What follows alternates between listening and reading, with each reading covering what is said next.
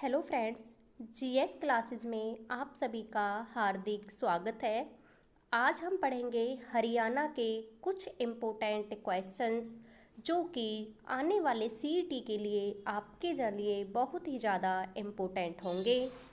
तो पहला क्वेश्चन है, हरियाणा का पुरातनतम नाम हरियाणा नाम के उद्भव में पाया जाता है। क्वेश्चन कह रहा है आपसे कि जो हरियाणा नाम है वो हरियाणा किस में पाया गया, सबसे पहले उसका उद्भव कहाँ मिला था हमें।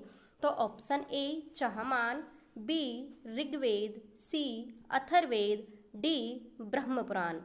इसका जो राइट आंसर होगा वो होगा ऑप्शन ए चाहमान। क्या होगा? ऑप्शन ए चाहमान, क्योंकि जो हरियाणा शब्द है वो सबसे पहले चाहमान ग्रंथ में पाया गया। अगर बात करें हम ऋग्वेद की, तो ऋग्वेद है जो उसमें हरियाणा को रज हरियाणे कहा गया है। क्या कहा गया है? रज हरियाणे। क्वेश्चन आता है कि ऋग्वेद में हरियाणा को क्या कहा गया है। तो ऋग्वेद में हरियाणा को रज हरियाणे कहा गया है। और अगर हम बात करें अथर्ववेद की, तो अथर्ववेद में जो हरियाणा का नाम मिलता है वो मिलता है ब्रह्मावत। क्या मिलता है? ब्रह्मावत। ब्रह्मावत जो नाम मिलता है वो मिलता है अथर्ववेद में।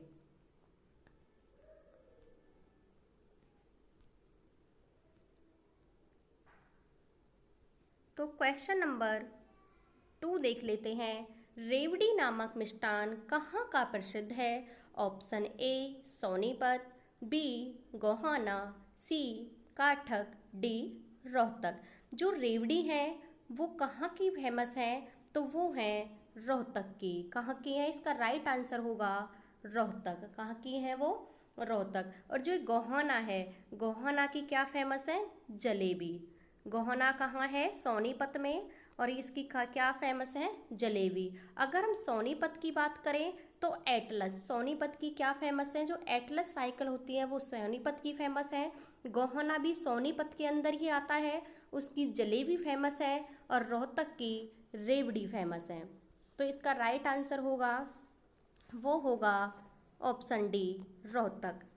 क्वेश्चन नंबर 3 है, हरियाणा राज्य में 300 मील दक्षिण में है। ए भूमध्य रेखा, बी ग्रीनविच रेखा, सी कर्क रेखा, डी मकर रेखा। जो इसका राइट आंसर होगा वो होगा ऑप्शन सी कर्क रेखा। जो हरियाणा के 300 मील दक्षिण में है वो कौन सी रेखा है? वो है कर्क रेखा। अगर हम भूमध्य रेखा की बात करें तो ये हमारी जो पृथ्वी है उसको दो भागों में बांटती है, दो गोलार्ध में बांटती है, एक उत्तरी गोलार्ध और एक दक्षिण गोलार्ध। भूमध्य रेखा को हम 0 डिग्री या फिर विषुवत रेखा भी बोलते हैं। क्या बोलते हैं? 0 डिग्री या विषुवत रेखा। जो ग्रीनविच है, ग्रीनविच से जो मानक समय है उसको निर्धारित किया जाता है कौन से? ग्रीनविच रेखा से। अगर हम बात करें मकर रेखा की, तो मकर रेखा दक्षिणी गोलार्ध में 23.5 डिग्री, जो दक्षिणी गोलार्ध में 23.5 डिग्री है उसे हम मकर रेखा कहते हैं। जो इसका थर्ड क्वेश्चन का जो राइट आंसर होगा वो होगा कर्क रेखा, जो कि हरियाणा के 300 मील दक्षिण में है और ये भारत के 8 राज्यों से होकर गुजरती है। ये नेशनल जीके का क्वेश्चन भी पूछा जाता है कि कर्क रेखा भारत के कितने राज्यों से होकर गुजरती है। तो कर्क रेखा भारत के 8 राज्यों से होकर गुजरती है। क्वेश्चन नंबर 4 है, हरियाणा में किस स्थान पर औरंगजेब के समय सतनामी विद्रोह हुआ।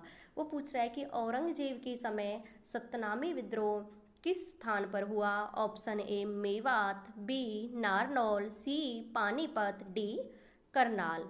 तो इसका राइट आंसर होगा वो होगा ऑप्शन बी नारनौल। जो औरंगजेब के समय सतनामी विद्रोह हुआ था वो हुआ था नारनौल में।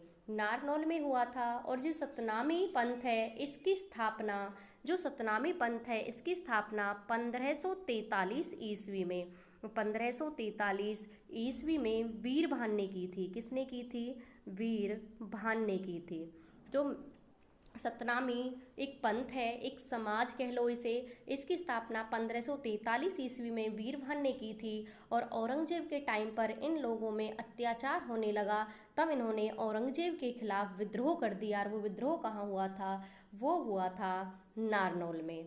अगर हम बात करें अब मेवात की, तो मेवात में जो अगर हम बात करें मेवात की, तो मेवात में एक उस टाइम जो वहाँ का शासन कर रहे थे वो थे हसन खां मेवाती। हसन खां मेवाती। जब बाबर ने आक्रमण किया था, जब पानीपत का युद्ध लड़ा गया, जब पानीपत के पहले युद्ध से पहले हरियाणा में बाबर ने आक्रमण किया था, तब हसन खां मेवाती ने मेवात में बाबर के विरुद्ध विद्रोह किया था। बाबर के विरुद्ध विद्रोह किसने किया था?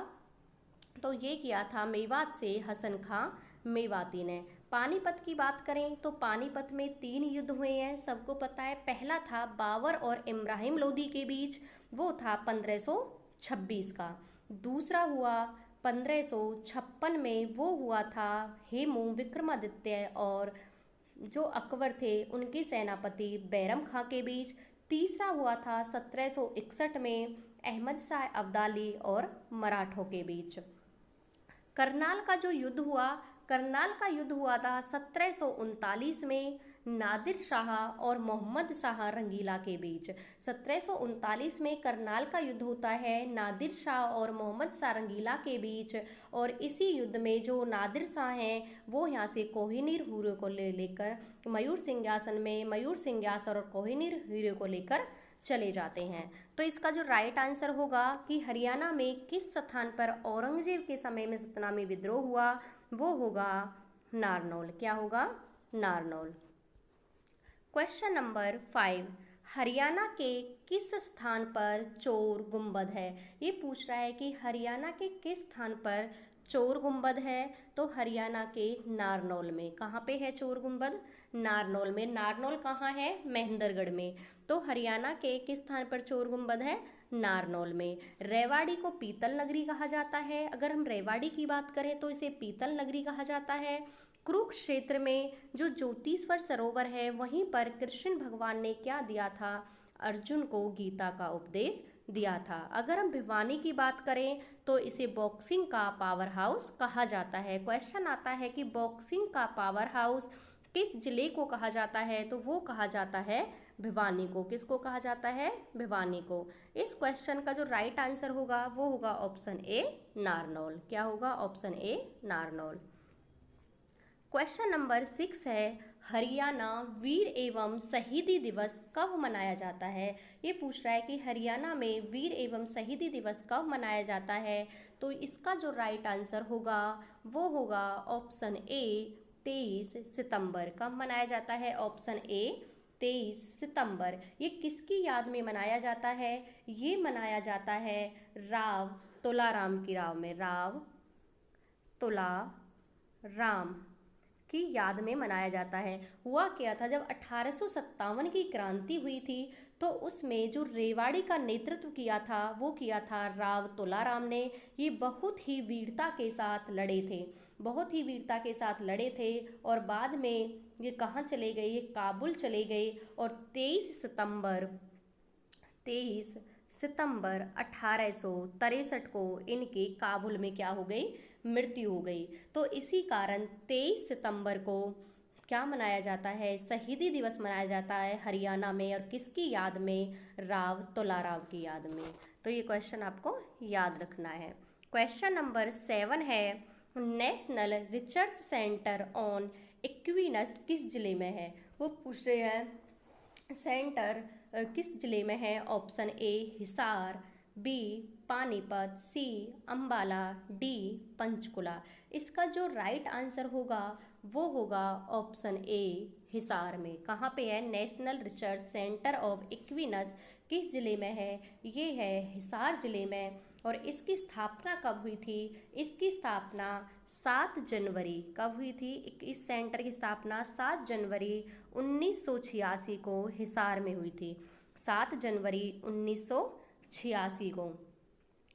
जो पानीपत है, पानीपत में भारत का पहला कृत्रिम रबड़ संयंत्र है। पूछा जाता है कि भारत का जो पहला कृत्रिम रबड़ संयंत्र, कृत्रिम जो आर्टिफिशियल रबड़ बनाने का संयंत्र है वो कहाँ है, वो पानीपत में है। अंबाला की बात करें तो यहाँ पे सीमेंट कारखाना सूरजपुर अंबाला में है। और पंचकुला की बात करें तो हिंदुस्तान मशीन टूल्स लिमिटेड कहाँ पे है, जिसे HMT बोला जाता है, वो कहाँ पे है, वो भी पंचकुला के अंदर है। तो जो इस क्वेश्चन का राइट आंसर होगा वो होगा option A, Hisar. Question number 8 है, जाट गजट अखबार कब शुरू हुआ? ऑप्शन ए 1942, बी 1947, डी 1916 और डी 1920। इसका जो राइट आंसर होगा, जाट जो गजट अखबार है वो 1916 में शुरू हुआ। कब हुआ? 1916 में। कब हुआ था? 1916 में। और 1916 में इसे किसने प्रकाशित किया था? तो sir Chhotu Ram, sir Chhotu Ram, sir Chhotu Ram ने 1916 में उर्दू भाषा में, किस भाषा में? उर्दू भाषा में इस साप्ताहिक समाचार पत्र को प्रकाशित किया था। सर छोटू राम बहुत महान हस्ती रहे हैं, इनका बहुत ज़्यादा योगदान है हरियाणा में के विकास में। इन्होंने 1923 में, सर छोटू राम ने 1923 में यूनियनिस्ट पार्टी की स्थापना की थी, यूनियनिस्ट पार्टी की स्थापना की थी। 1938 में मार्केटिंग बोर्ड की स्थापना की थी और 1924 में इन्होंने जिम्मेदारी लीग की स्थापना की थी। तो जो चौधरी छोटू राम हैं इन्होंने बहुत अच्छे अच्छे कार्य किए हैं और जो एक डैम है उसका जन्मदाता भी इन्हीं ही माना जाता है। तो जाट गजट अखबार की शुरुआत भी 1916 में सर छोटू राम ने ही की थी और ये उर्दू भाषा का एक समाचार पत्र था। तो इसका राइट आंसर होगा ऑप्शन सी 1916। क्वेश्चन नंबर 9 है, मोरनी पहाड़ी का उच्चतम बिंदु कहलाता है। जो मोरनी पहाड़ी है उसका सबसे उच्चतम बिंदु यानी उच्चतम चोटी कौन सी है? करहो चोटी, बी गरहो चोटी, सी तोसा चोटी, डी ग्रेसर चोटी। इसका जो राइट आंसर होगा वो होगा ऑप्शन ए करहो चोटी। क्या होगा? ऑप्शन ए करहो चोटी। ये करहो चोटी कहाँ है? ये मोरनी की पहाड़ी में है, पंचकुला में, और जिसकी ऊंचाई है 1514 मीटर। ये ऊंचाई भी कई बार पूछ ली जाती है एग्जाम के अंदर कि जो करहो चोटी की ऊंचाई है वो ऊंचाई कितनी है, तो वो है 1514 मीटर। इसका जो राइट आंसर है वो है ऑप्शन ए। क्वेश्चन नंबर 10 है, हरियाणा विधानसभा में कितनी सीटें हैं? तो इस क्वेश्चन पूछ रहा है कि जो हरियाणा की विधानसभा है उसमें कितनी सीटें हैं? Option A 90, B 70, C 60, D 75। जिसका जो राइट आंसर होगा वो होगा ऑप्शन ए। क्या होगा? Option A 90। जो हरियाणा की विधानसभा है उसमें फिलहाल कितनी सीटें हैं? 90। अगर क्वेश्चन आता है कि हरियाणा के गठन के समय जब हरियाणा पंजाब से अलग हुआ 1 नवंबर 1966 को, तो उस समय विधानसभा में कितनी सीटें थी? तो उस समय विधानसभा में 54 सीटें थी। कितनी थी? 54 सीटें थी। तो 1977 में विधानसभा की सीटें 91 हो गई परिसीमन आयोग से। अब परिसीमन आयोग से 1977 में, तो इसका जो राइट आंसर होगा वो होगा ऑप्शन ए 90। तो आज के लिए इतना ही। Thank you.